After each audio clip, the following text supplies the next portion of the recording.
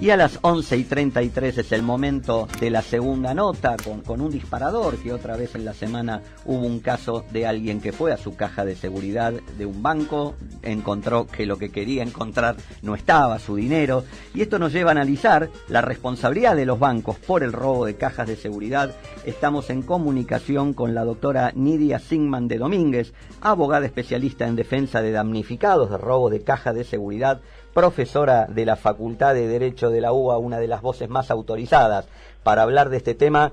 Doctora Sigman, buenos días. Fernando Tornato la saluda. Buen día, Fernando, ¿cómo le va? Bien, un gusto estar charlando nuevamente con usted. Hace unos cuantos años hablamos, pero como siempre los temas se renuevan. Antes permítame enviarle un mensaje de parte de la doctora Gabriela Bruzzese, que creo que la conoce. Sí, por supuesto. Sí, es una querida amiga nuestra. Bueno, doctora, como planteo general, alguien va a su banco, va a abrir su caja de seguridad y lo que tenía que estar no estaba. ¿Cómo es el tema de la responsabilidad de los bancos? Bueno, esto es interesante, ¿no?, saberlo. Los bancos tienen un contrato predispuesto por ellos, que se llaman contratos de adición, para la vinculación entre el cliente y el servicio de caja de seguridad. ¿Por qué uno contrata la caja de seguridad? Porque cree que allí estará más seguro que en su casa o en su empresa. Entonces, en este contrato le dan un lugar con un horario para poder entrar y salir de la caja, poner o sacar valores, y un servicio de seguridad que la jurisprudencia llama seguridad activa. ¿Esto qué quiere decir? Que si la seguridad falla, el banco es objetivamente responsable. O sea, no tengo que demostrar que en el banco no cuidaron bien el dinero, tengo que demostrar que la seguridad falló. Por ejemplo, esto es más fácil en el caso de boqueteros, porque los boqueteros rompen las cajas, sale en la televisión, el mismo banco llama a los damnificados y sabemos que las cajas fueron violadas. Pero también están los casos de hurtos, como este último que sucedió, que usted mencionó, donde hay que demostrar que a uno le hurtaron, que le falta todo lo que había adentro o parte de lo que había dentro del cofre, ¿no es cierto? Bueno, yo tengo experiencia tanto en robos de boqueteros como de hurtos, de haber realizado juicios. Justamente senté jurisprudencia con un caso de hurto, que fue el de Kogan contra Banco de Mendoza, un año del año 88, fíjese cuánto hace que estoy, ¿no? Bueno, entonces, el tema es que uno dice, es muy difícil, ¿cómo voy a probar que me robaron si no está violada la caja, ¿no es cierto? Bueno, el tema es que en Derecho siempre yo enseño en la facultad que cuando un contrato se viola o una obligación de otro tipo y no se puede probar nunca por una prueba plena, porque es imposible, entonces el marco jurídico permite lo que se llama prueba de indicios.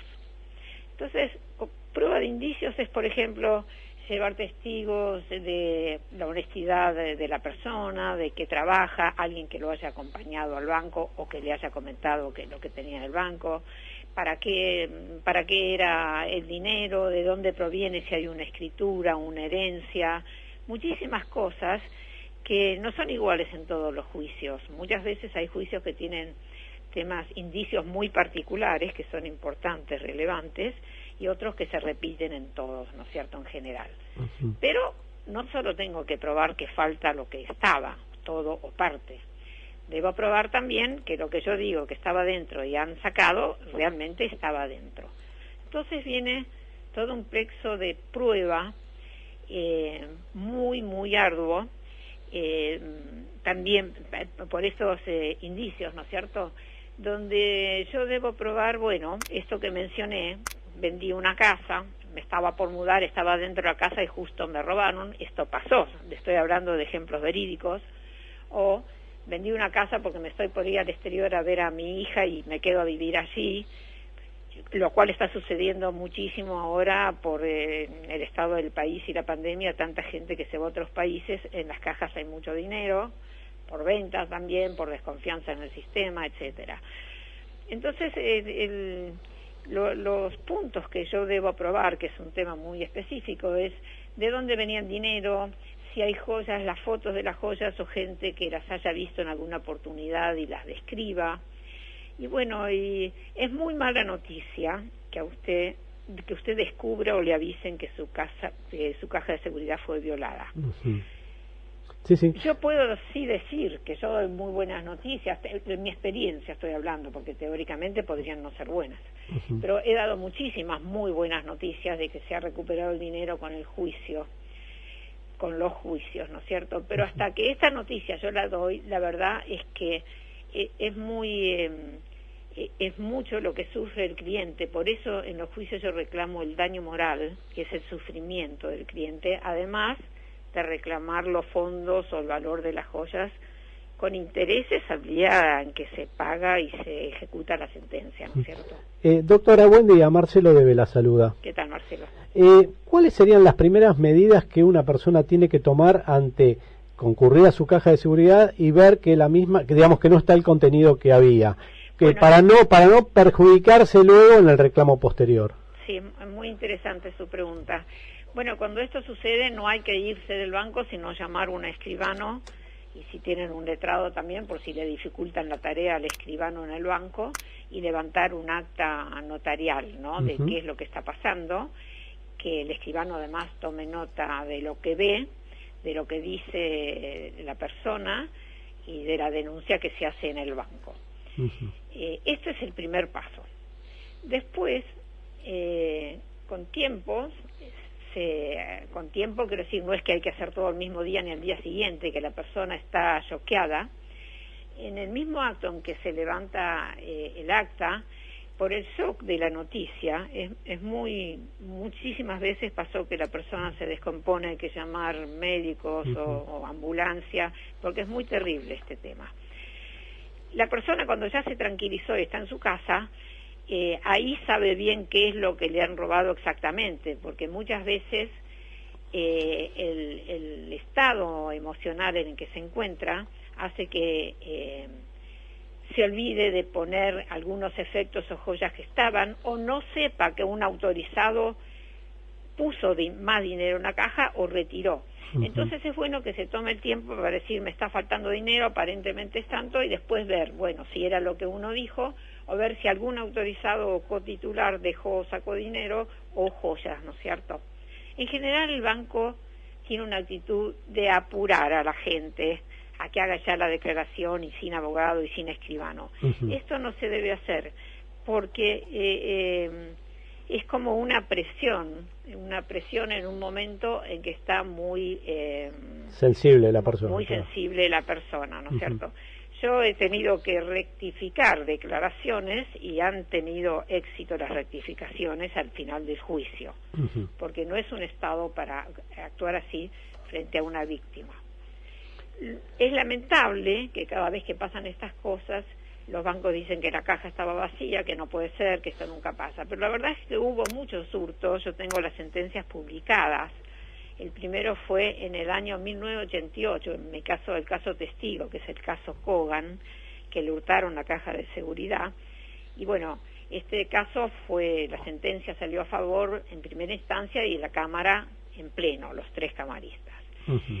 Pero hubieron otros casos, y ahora, actualmente, en la pandemia, tengo varios casos en trámite y otros por iniciar, porque hubieron hurtos. Y en especial lo han hecho en cajas de gente grande. Son hurtos donde no se ve la violencia, no son de boqueteros. Y de repente la persona va a la caja y ve que le faltó todo o una parte, que es el último caso que pasó en el Banco Ciudad que usted se refirió. Pero también hay casos actuales que sucedieron durante la pandemia en el Banco Francés, en el Ciudad, en el Vapro, en el Banco Río. Entonces también se han aprovechado, porque yo veo que en estos casos, en la mayoría de ellos, sucedieron durante la pandemia y en cajas donde hay cotitulares, o por lo menos un cotitular de gente adulta mayor, de quien conocen la ficha porque o lo han visto ir a la caja, ¿no es cierto? Sí, sí. Entonces, un tema muy importante es que también se hace la denuncia en policía o en fiscalía, pero la parte penal va absolutamente separada de la parte civil. No se paga el juicio civil y comercial contra el banco, en realidad es comercial, por el hecho de que la denuncia o el robo no se puede probar en serie penal o porque habría que esperar a que finalice. Van por canales separados. ¿Por qué? Porque en el juicio penal lo que se busca es quién fue el delincuente para imponerle la pena. En cambio, en el juicio comercial, que vengo yo tramitando más de 300 desde el 88, 300 juicios, juicios o reclamos, sin llegar a sentencia, con arreglos en el medio porque vieron los bancos que el panorama no venía bien, o asesorando, bueno, etcétera. Pero el tema es que en el juicio penal se busca el delincuente y la pena al delincuente, que en general es muy difícil encontrarlo. Y a veces se encuentran a los que ayudaron al verdadero la persona que ideó el robo o el hurto. Y en el juicio comercial se trata de un contrato incumplido, entonces porque no se cumplió con el deber de brindar el servicio de seguridad. Falló la seguridad y por eso el delincuente pudo robar la caja. Entonces, mis clientes pagaron la caja de seguridad y el banco no cumplió con su obligación. Entonces la demanda de daños y perjuicios se genera por ese incumplimiento. Doctora, disculpe, justamente algo que usted logró en ese caso testigo, que la Cámara dijo que una vez que se ha violado el contrato no se puede oponer ninguna de sus cláusulas, porque muchas veces los bancos dicen, bueno, tengo un seguro, vos firmaste hasta $50.000, hasta ahí pago. Bueno, lo voy a contar. Parcialmente es verdad lo que usted dice. No se puede poner la cláusula, pero no porque la caja fue violada. No se puede poner porque en los juicios se plantea la nulidad de esas cláusulas.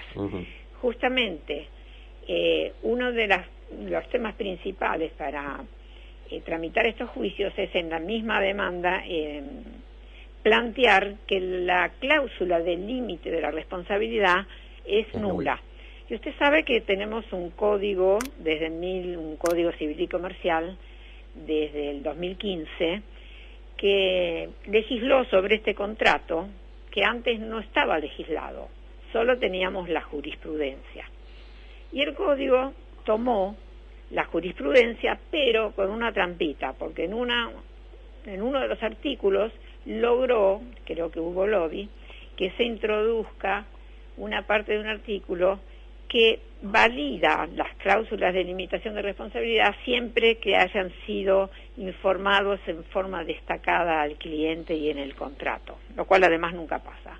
Pero siempre después de la vigencia del código, yo he planteado que esta cláusula es nula, esté o no esté avisada al cliente, porque si no sería una forma de que los bancos pudieran contratar seguros para no responder por todo el valor de la que hay dentro, por el daño moral, por el daño psíquico, por los intereses, porque en una caja no se puede evaluar cuánto hay cuando usted tiene acciones, cheques, joyas y dinero. Tampoco va a contratar 10 cajas porque usted tiene más dinero que el límite, ¿no es cierto? Entonces, esto, por la jurisprudencia ya hay casos que he ganado sin que le hayan otorgado validez a esta cláusula que es nula. Entonces, a veces el cliente cree que como está esa cláusula no va a poder hacer una demanda por el total, pero no es así. Doctora, le quiero preguntar, en su experiencia, y me dice que tiene más de 300 casos llevados adelante, ¿hay predisposición de los bancos en general a solucionar los temas o la predisposición es a pleitear? Bueno, la mayoría de los bancos casi siempre he tenido que llegar a las sentencias. Algunas veces cuando el juicio ya está orientado con mucha prueba en contra, entonces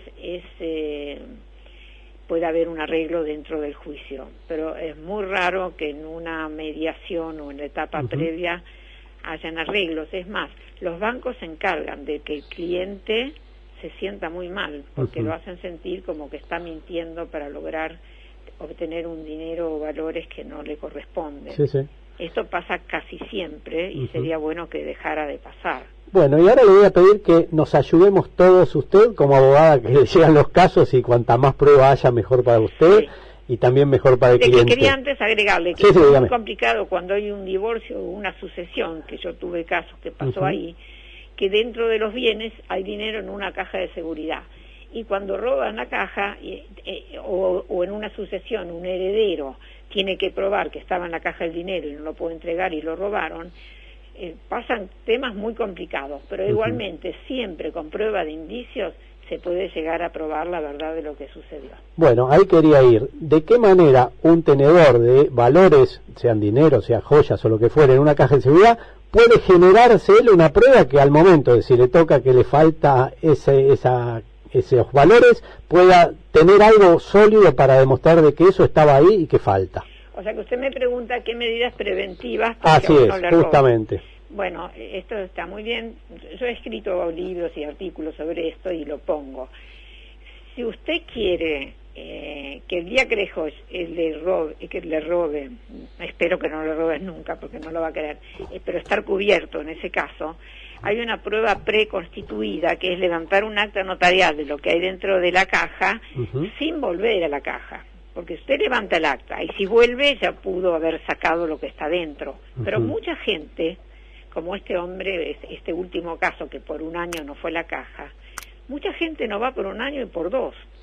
Y en ese caso es muy recomendable levantar un acta notarial. Y si en el banco no le permiten entrar, en el escribano en el acta pone que no le permitieron entrar, y que el cliente declara lo que tiene que previamente exhibió al escribano. Entonces puede ser que se haga un acta notarial en una escribanía o en otro lugar donde le muestra todo lo que hay o habrá en la caja de seguridad, y de ahí directamente se traslada el escribano y la persona entra al banco a dejar en la caja de seguridad todo eso y sale sin nada en la mano. Todo eso hay que hacer si uno quiere tener una medida preventiva. Pero además, ustedes que están en seguros, si una compañía de seguros evaluó las joyas, es una prueba muy importante. ¿Y qué pasa con la declaración en impuestos que uno declara la tenencia de determinada cantidad de moneda extranjera? ¿Eso sirve como un indicio de peso o no? Todo sirve, por supuesto que si yo tengo en la declaración jurada que tengo dinero o tenía dinero del extranjero, y es una prueba muy importante, igual que una escritura de venta, pero el hecho de que no lo tenga en la declaración jurada no obsta a que usted gane el juicio y le tenga que devolver lo que había dentro, porque lo que se discute acá es si el banco cuidó o no cuidó bien lo que estaba dentro de la caja. Y usted me puede preguntar, pero el banco puede exigir la declaración jurada. Bueno, existe una norma que le da un derecho a todos los damnificados, que es el derecho al secreto fiscal. Entonces, inclusive los miembros de la AFIP tienen prohibido dar informes sobre las declaraciones de los contribuyentes, salvo que lo pida un juez penal por un delito.